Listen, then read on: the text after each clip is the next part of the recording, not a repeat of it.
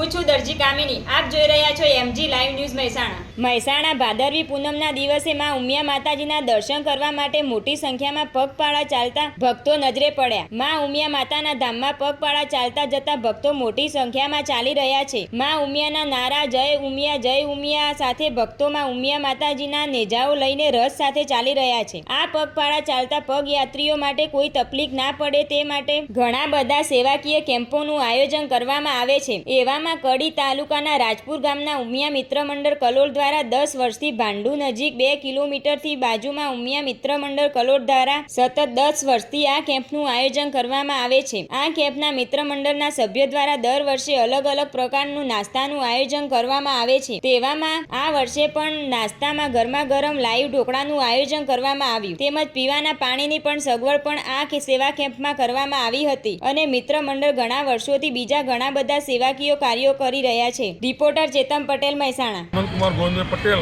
ગામ રાજપુર, કડી તાલુકો. છેલ્લા 10 વર્ષથી દર સાલ અલગ અલગ, ગઈ સાલ કેસરનું દૂધ હતું, આ વખત લાઈવ ઢોકળા, એના આગળ ગુલ્ફીને હતું. બસ આ રોડ ઉપર પબ્લિક નીકળે છે માતાજીના દર્શન કરવા માટે, તેનો લાભ લઈએ છીએ. દરેકના આશીર્વાદ મળી અમને.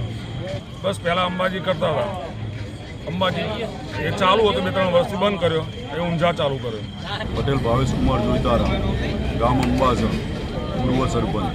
છેલ્લા 10-11 વર્ષથી અમે આ કેમ્પ ચલાવીએ છીએ અને વિવિધ અલગ અલગ આઇટમ દર વખત રાખીએ છીએ. કેસર બદામનું દૂધ રાખીએ, ગુલ્ફી રાખીએ, આ વખત લાઈવ ઢોકળાનો પ્રોગ્રામ રાખીએ છીએ. હતા પહેલાં, પછી અત્યારે અંબાજી બધા કેમ્પ વધી ગયા અને આ રોડ ઉપર બહુ કેમ્પની સંખ્યા ઓછી એટલે હવે છેલ્લા 10-12 વર્ષથી આ રોડ ઉપર ચાલુ કરે.